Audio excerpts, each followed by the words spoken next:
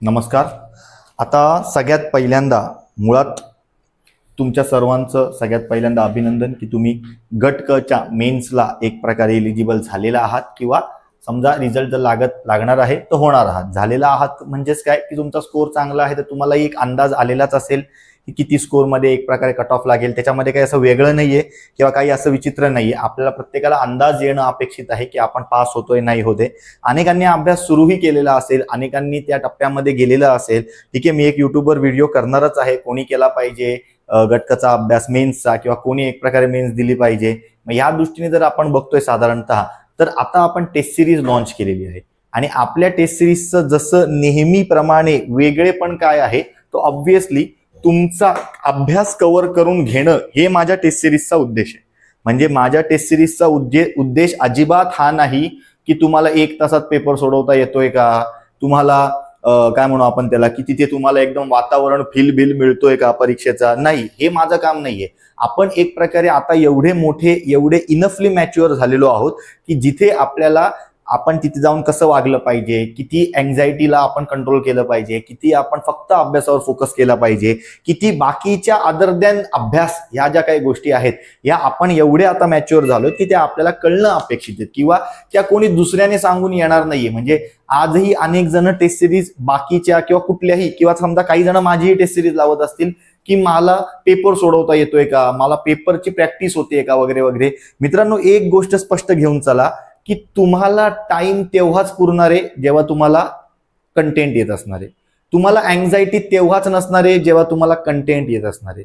तुम्हाला एक प्रकारे काय म्हणू आपण त्याला भीती तेव्हाच नसणार आहे जेव्हा तुमचा अभ्यासातला प्रत्येक टॉपिक वेल प्रिपेअर्ड वेल कव्हर्ड आहे. तर माझं काम काय आहे की तुमच्या या सर्व प्रश्नांची उत्तरं काय, तुमचा अभ्यास.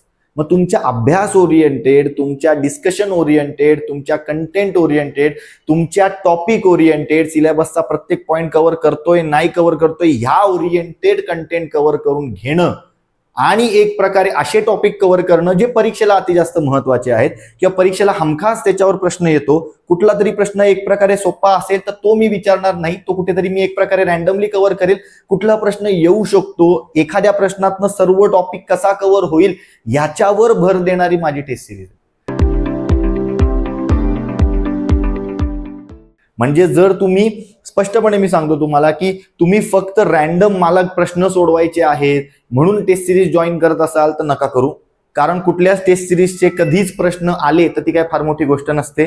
ठीक आहे, ते टेस्ट सिरीज वाल्यांचं कामच आहे, म्हणजे माझंही काम आहे. मी क्वचित एकदा दोनदा माझ्या आयुष्यात मेसेज टाकलेला आहे की माझ्या टेस्ट सिरीजचे एवढे प्रश्न आले तेवढे प्रश्न आले. कारण मला माहिती आहे की आपण कंटेंट कव्हर करणं हे माझं काम आहे, ना की एक प्रकारे प्रश्नांच्या मागे लागणं किंवा ना की एक प्रकारे चुकीचं कमर्शियलायझेशन करणं. माझं काम आहे कंटेंट कव्हर करणं, मी ते करणार. मग त्या दृष्टीने मी तुम्हाला सांगतोय की पेपर सोडवता येतोय का, प्रश्न सोडवायचे तर आयोगाचेच सोडवा, बाकी काहीच बघायची गरज नाही. आणि कुठलाही ठोकळा करायची काहीच गरज नाहीये. फक्त तुम्ही गेल्या 5 ते 10 वर्षांमधले आयोगाचे पेपर आहे तसे झेरॉक्स काढून आणले. 300 रुपये लागतायत साधारणतः. मी ऑलरेडी आपल्या टेलिग्राम चॅनलवर टाकलेले आहेत. 31 पेपर आहेत 2011 पासूनचे मराठी इंग्लिशचे सर्व. तेवढे जरी तुम्ही बघितले तरी तुम्हाला याच्या बाहेर जायची गरज नाही आणि सेल्फ अनालिसिस तुम्ही करणं अपेक्षित आहे. मग प्रश्न सोडवण्यासाठी टेस्ट सिरीज करतोय का, नाही. प्रश्न आयोगाचेच महत्वाचे आहेत. मी टेस्ट सिरीज मध्ये प्रश्न काढताना आयोगाचे प्रश्न एक प्रकारे ग्राह्य धरतो किंवा आयोगाच्या प्रश्नांच्या आधारे त्याच दर्जाचे प्रश्न काढायचा प्रयत्न करतो.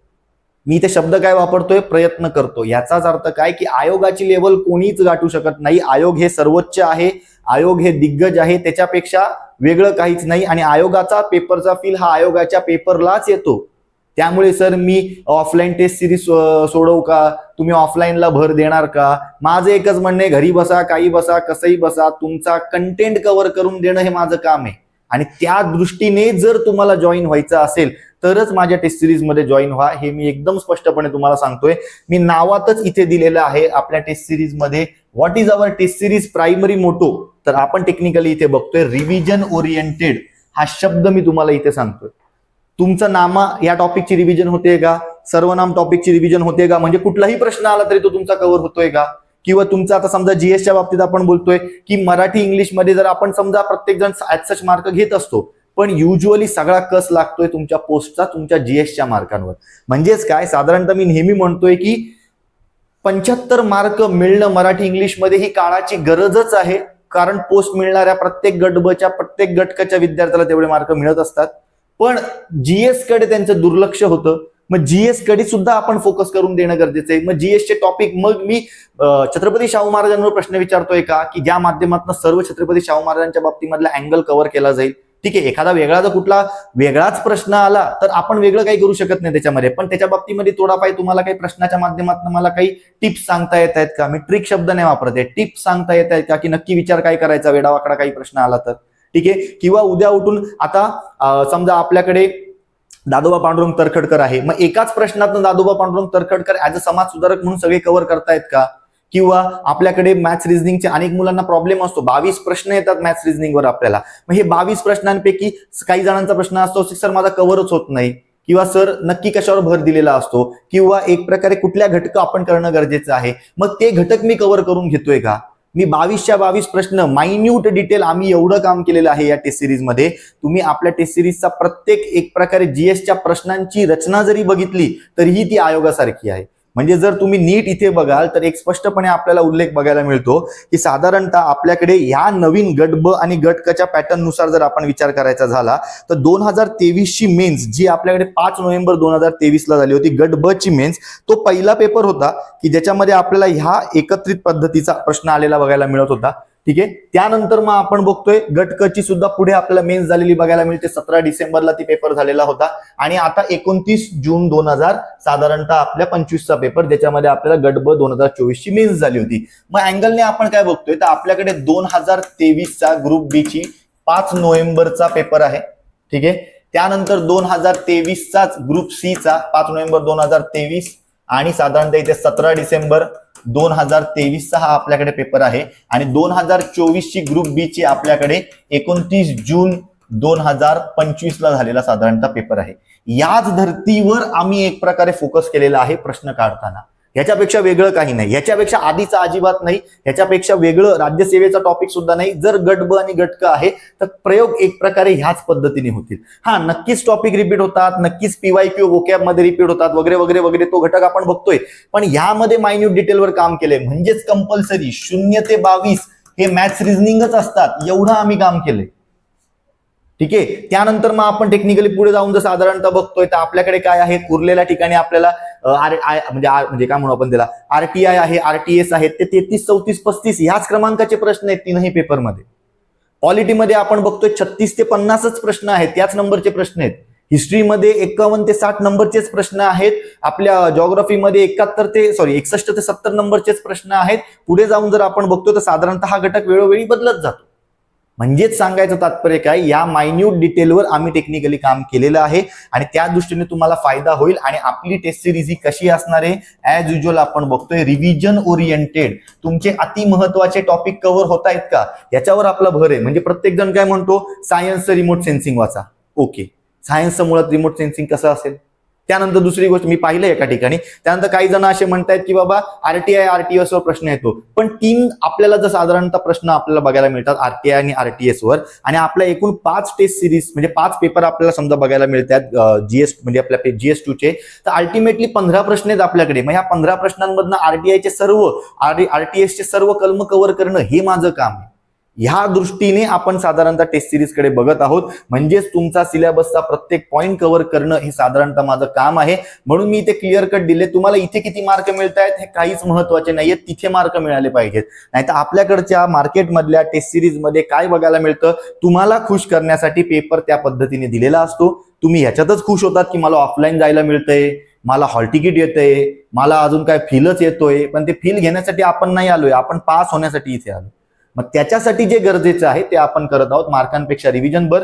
एकूण आपले किती पेपर आहेत, तर एकूण आपण जर साधारणतः बघितलं तर आपल्या टोटल 5 टेस्ट आहेत आणि प्रत्येक टेस्टमध्ये 2 पेपर आहेत. म्हणजे जसं आयोगाचं असतं जीएस म्हणजे मराठी इंग्लिश आणि जीएस, मग त्या अँगलने बघतोय आपण. एकूण साधारणतः आपल्याला 10 पेपर बघायला मिळत आहेत. 100% ऑनलाईन आपली टेस्ट सिरीज आहे आणि अल्टिमेटली आपला भर कशावर आहे, एकाच गोष्टींवर भर आहे, तो म्हणजेच काय, रिव्हिजन ओरिएंटेड हा आपला कंटेंट असणार आहे. पूर्णपणे लेंदी डिस्कशन असणार आहे, पूर्णपणे टॉपिकची रिव्हिजन करून घेणारं डिस्कशन असणार आहे. म्हणजे तृतीय व्यंजन संधी विचारलं तर तृतीय व्यंजन संधी नुसतं उत्तर नाही सांगायचंय मला, या तृतीय व्यंजन संधीबद्दल सर्व काही सांगायचंय की जेणेकरून तुम्हाला कुठला डाऊटच नाही राहणार. हाच प्रश्न आहे बघा. नुसतं एवढं नाही म्हणते मी की याचं उत्तर वागीश्वर, आझादी, दिग्दर्शन का आहे. तृतीय व्यंजन संधी हे व्याख्यातनं सुद्धा प्रश्न आपल्याला येऊ शकतात. किंवा जर आपण पहिल्या याच्यामध्ये बघतोय तर साधारणतः इथे आपला समानार्थी विचारलंय, नुसतं ह्याचे हे समानार्थी एवढंच नाही आपण बघते, ह्याच्यासोबत अजून 10-12 कुठले आहेत, त्यानंतर ह्या समानार्थी शब्दाचा दुसरा कुठला एखादा समानार्थी शब्द आहे का. मग ह्या पद्धतीने आपण कंटेंट कव्हर करण्यावर भर देतोय. आणि मी पुन्हा हा लेक्चरमध्ये की आता तुम्ही ऑलरेडी मेन्सला आहात, तुम्ही ऑलरेडी 1-2 मेन्स दिलेले आहेत, इतक्या वेळापासून तुम्ही अभ्यास करत आहात, तुम्हाला वेगळं काही सांगायला नको, पण मी तुम्हाला एक छोटासा उत्तर देतो किंवा एक छोटासा प्रश्न देतो की विद्यार्थ्यांचे प्रश्न असा आपण इथे लिहूया, स्टुडंट्स पॉइंट ऑफ व्ह्यू किंवा एक साधारणतः क्वेश्चन्स स्टुडंट्सचे काय काय आहेत. ठीक आहे. सगळ्यात पहिला प्रश्न, सर आम्हाला टाइम जास्त लागतो किंवा टाइम हा एक प्रकारे कन्सर्न आहे. दुसरा प्रश्न, आम्हाला फील पाहिजे. आता कुठला फील पाहिजे मला अजून कळालेलं नाहीये. आता गेले 8 वर्ष मी शिकवतोय, 2017 पासून मी टेस्ट सिरीज करतोय, एन नंबर ऑफ मोठ्या मोठ्या क्लासमध्ये स्वतःच्या टेस्ट सिरीज केल्या आहेत, इतरांच्या टेस्ट सिरीज केलेल्या आहेत किंवा अनेक मोठमोठ्या गोष्टी पाहिल्यात. कुठला फील पाहिजे मला अजून कळत नाहीये पोरांना, पण चला फील पाहिजे. तिसरी गोष्ट, ऑफलाईन की ऑनलाईन. त्यानंतर सर एक प्रकारे आम्हाला प्रॅक्टिस करण्यासाठीच आम्ही फक्त प्रश्न सोडवायचे का. सर आम्हाला पेपरला गेल्यानंतर भीती वाटते, आम्हाला अँझायटी वाटते. ठीक आहे, अँझायटी, आणि त्याचं उत्तर म्हणजे आम्ही जास्तीत जास्त टेस्ट सिरीज ऑफलाईन मध्ये प्रॅक्टिस करतो, मग आमची अँझायटी जाईल का. या सगळ्यांचं उत्तर मित्रांनो एकच आहे, सगळ्या गोष्टींचं उत्तर की तुमचा अभ्यास, म्हणजेच टेक्निकली तुमचा कंटेंट किती स्ट्रॉंग आहे. ठीक आहे, म्हणजे तुम्हाला टाइम जर पेपर सोडवायला जास्त लागतोय ना, याचा अर्थ 90% तुमचा अभ्यासामध्ये लॅक राहिलाय, तुम्ही एक प्रकारे कंटेंटवर तेवढे ठाम नाही आहात, तुम्हाला वाचून कन्फ्युजन होतंय, आणि 10% कारण रिस्पॉन्सिबल आहे की कदाचित पेपरच लेंदी आहे, पण 90% तुम्ही स्वतः रिस्पॉन्सिबल आहात. तुम्हाला कंटेंटवर जर जास्त पकड असेल, डोळे बंद केल्यावर आठवत असेल की ओके ह्याचं हेच आहे, कंटेंट तेवढा तुमचा स्ट्रॉंग असेल, कन्सेप्ट तुमच्या तेवढ्या क्लिअर असतील, तर तुम्हाला जास्त वेळ लागणार नाही, पेपर कंप्लीट होईल. दुसरी गोष्ट, तुम्हाला फील म्हणजेच काय, सर पेपर कंप्लीट होत नाहीये, तिकडे जाऊन मला बसायचंय, घरी बसून सोडव बाबा, काही वेगळं नसतं. उलट मी तर म्हणतो घरी बसून सोडून जसं तुम्ही त्या मानसिकतेमध्ये घरात सोडवतात, त्याच मानसिकतेला घेऊन जर तुम्ही पेपरच्या मानसिकतेकडे गेलात तर तुम्हाला अँझायटी येणार नाही आणि तुमचा परफॉर्मन्स चांगला होईल. तिसरी गोष्ट, ऑफलाईन की ऑनलाईन. ऑफलाईन मध्ये फायदा काय आहे, तर तुम्हाला कदाचित तिकडे जाऊन अगेन तुमचा फील मिळत असेल, पण तोटा काय आहे, नुसता फील घेऊन करायचं काय, आपल्याला स्कोर आला पाहिजे, फील नाही स्कोर घ्या. मग अशा वेळेस ऑनलाईन मध्ये आपण फोकस करत आहोत की जेणेकरून मुलांना कंटेंट द्यायचा, त्यांचा कंटेंट सुधरवायचा, त्यांचा कंटेंट स्ट्रॉंग करायचा, रिव्हिजन स्ट्रॉंग करायची, आणि जेणेकरून त्यांना एक प्रकारे तो वेळ कमी लागला पाहिजे किंवा दिलेल्या वेळेत पेपर झाला पाहिजे. त्यानंतर प्रॅक्टिससाठी क्वेश्चन बघू नका. प्रॅक्टिससाठी कुठलीच टेस्ट सिरीज, माझी स्वतःची टेस्ट सिरीज आहे, गेले अनेक लोकांच्या आधीपासून मी हे करत आहे, पण मी तुम्हाला सांगतो आयोगाची टेस्ट सिरीज म्हणजे आयोगाचा जो पेपर असतो तो आयोगाचाच असतो, त्याच्यापेक्षा वेगळं काही नसतं. प्रॅक्टिससाठी सोडवायचं आहे तर आयोगाचे ऑलरेडी आहेत तसे पेपर, कुठलाही माझा वॉटरमार्क न टाकता आहेत तसे, वॉटरमार्क त्याच गोष्टीवर टाकायचा जी स्वतःची असते. आयोगाचे पेपर माझे नाही आहेत, ते आयोगाने आपल्याला अवेलेबल करून दिले, त्याचा दर्जा आपण तसाच राहिला पाहिजे. तो टेलिग्रामवर मी टाकलेले आहेत, जा टेलिग्रामवर गेल्यानंतर तुम्हाला ग्रुप बी ग्रुप सी शोधायचं आहे. साधारणतः तुम्हाला दाखवतो, एक प्रकारे 2 फेब्रुवारीला आपली जेव्हा म्हणजे 2 फेब्रुवारीला जेव्हा आपली गटबची परीक्षा झाली, त्याच नंतर साधारणतः मी तिथे तो टाकलेला होता. ठीक आहे, तुम्हाला फक्त जायचं आहे टेलिग्राम चॅनलला, त्यानंतर एक प्रकारे फाईल्स मध्ये जायचंय आणि 2 सर्च करण्या म्हणजे सर्च केलं तरी चालेल, पण जर तुम्ही नीट बघत आहात तर तुम्हाला साधारणतः 2 फेब्रुवारीचा डेटा पाहायचा आहे. 2 फेब्रुवारीच्या डेटामध्ये सर्व प्रश्न टाकलेले आहेत. हे बघा काय टाकलेलं आहे, राज्यसेवा मुख्य भाषा पेपर 2016 ते 2023 पर्यंतचा डेटा, त्यानंतर गट ब भाषा पेपर ऑब्जेक्टिव्हचा 2018 ते 2023 चा डेटा, कारण त्यानंतर ते एकत्र झालं. गट क चा त्यानंतर आपण टेक्निकली बघतोय साधारणतः 2018 ते 2023 पर्यंतचा डेटा. याच्या आधी जेव्हा PSI STI ASO वेगळं होतं तेव्हा साधारणतः आपण जे काही एक प्रकारे वेगवेगळे पेपर बघतोय ते सर्व दिलेत. त्यामुळे हे 4 पेपर जर तुम्ही एक प्रकारे 1 2 3 4 या 4 पेपरच्या जर तुम्ही साधारणतः एक प्रकारे झेरॉक्स काढून घेतल्या, अवघ्या 400 रुपयात काम होत आहे. स्पायरल करायचे 4 वेगवेगळे स्पायरल सकट 400 रुपयात काम होतंय. आयोगाच्या पेपरचं अंडरस्टँडिंग हे आयोगच देतं. त्याची प्रॅक्टिस हे आयोगच करून देतं. त्यामुळे प्रॅक्टिस म्हणून टेस्ट सिरीज नका बघू, प्रॅक्टिस म्हणून टेस्ट सिरीजचे पेपर नका बघू, कारण तो दर्जा कदाचित नाही गाठला जात कोणाकडनंच. आयोगाचा हा आयोगाचाच असतो. तुम्ही टेस्ट सिरीजला तुमचा कंटेंट रिव्हिजन म्हणून बघा आणि आयोगाचे पेपर सोडवा आणि मग बघा की आपल्याला टेस्ट सिरीजचं जे डिस्कशन मिळतंय कोणत्याही, माझं असो किंवा कोणाचाही असो, त्याच्याने आयोगाचे प्रश्न सोडवायला मला मदत होते का. हे जर तुम्हाला होत असेल तर तुमच्यासाठी ती टेस्ट सिरीज तो व्यक्ती एक प्रकारे योग्य आहे. कारण जसं मी म्हणतो, आयोग ही पूर्व दिशा आहे, आयोग हे सर्वोच्च आहे, आयोग सांगेल तीच पूर्व दिशा, त्याच्यापेक्षा वेगळं कोणी नाही. त्यामुळे आयोगाचेच PYQ एक प्रकारे प्रॅक्टिसला बघायचे. टेस्ट सिरीज बाकीचं काही करा, पण माझ्या टेस्ट सिरीजला फक्त आणि फक्त आपण रिव्हिजन म्हणून, कंटेंट ओरिएंटेड म्हणून बघणार आहोत. ठीक आहे. आणि जेव्हा तुमचा हा घटक स्ट्रॉंग असतो तेव्हा तुम्हाला अँझायटी येत नाही, तुमचा फील सुद्धा तुम्हाला एकदम तुम्ही ओके असतात. त्यानंतर महत्वाची गोष्ट काय आहे की तुम्हाला टेन्शन येत नाही. या 3 गोष्टी झाल्या, परफॉर्मन्स चांगला होतो, पेपर कंप्लीट होतो आणि जास्तीत जास्त मार्क मिळतो. ठीक आहे. मग या उद्देशाने आपण साधारणतः टेस्ट सिरीज कडे बघत आहोत.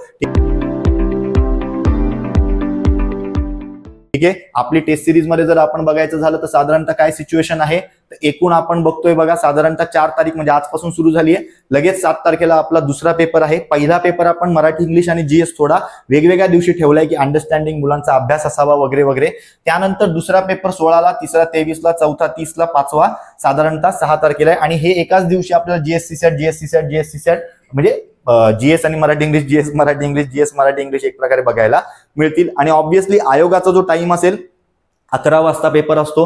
11 वाजता पेपर आपल्या ऍप्लिकेशन मध्ये जी तुमची बॅच तुम्ही परचेस केलेली आहे कोर्समध्ये जाऊन, किंवा तुम्ही स्टोअरमध्ये जाऊन जो कोर्स परचेस केलाय तिकडे तुम्हाला फोल्डर वाईज ते दिसेल. त्याच्याच खाली साधारणतः 3 वाजता आपण असं म्हणूया, मी ते लिहूनच देतो म्हणजे कन्फ्युजन नको. टाइम टेबल आपलं फिक्स आहे या बाबतीमध्ये. टेक्निकली आज आपण पहिले 2 जे सेक्शनल पेपर, इथे सेक्शनल म्हणजे 2 वेगवेगळ्या दिवसांचे पेपर बघतोय. त्याच्यामध्ये साधारणतः 11 AM ला आपला पेपर अपलोड होणार. ठीक आहे. त्यानंतर 3 PM ला आपली आन्सर की येणार आणि त्यानंतर संध्याकाळी 6 PM पासून आपलं डिस्कशन पडायला यायला सुरुवात होणार.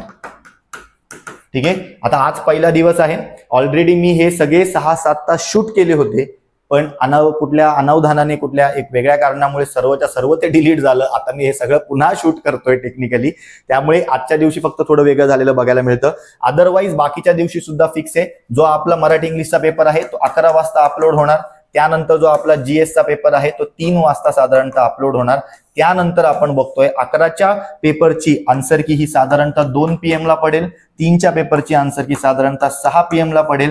त्यानंतर दोन्ही एक प्रकारे पेपरचे डिस्कशन 9 PM पासून संध्याकाळी आपल्या ऍपवर तुम्हाला पडायला बघायला मिळतील. आणि काही डाऊट असेल तर तुम्ही मला स्वतः कॉल करून, मेसेज करून विचारू शकतात. नंबर वगैरे सर्व इथे आज अवेलेबल आहे. मीही नवीन नाही तुम्हाला, तुम्हीही नवीन नाही मला. ठीक आहे. टेस्ट सिरीजची फी ही आपली 600 रुपये आहे आणि पहिल्या 200 मुलांना 10% डिस्काउंट दिलेला आहे. तुम्हाला A160+ हा कुपन कोड वापरायचा आहे. म्हणजे हा व्हिडिओ टाकण्याआधीच मला ह्याच्यापैकी अक्षरशः मी बघतोय तर 76 ऍडमिशन ऑलरेडी झालेले आहेत. ठीक आहे. म्हणजे तुम्हाला आता फक्त 124 कुपन अवेलेबल आहे. त्यामुळे तुम्ही त्या पद्धतीने एक प्रकारे घ्या, परचेस करा, कंटेंट बघा, अभ्यास करा. काही लागलं तर हक्काने एक प्रकारे विचारू शकतात. तुम्हाला कॉन्टॅक्ट नंबर पण आहे, टेलिग्राम पण आहे आपल्या ग्रुपच्या बाबतीमधला डेटा. ठीक आहे. काही असेल तर तुम्ही कॉल करून, मेसेज करून विचारू शकतात. थांबूया लेक्चरमध्ये आपण मित्रांनो. धन्यवाद.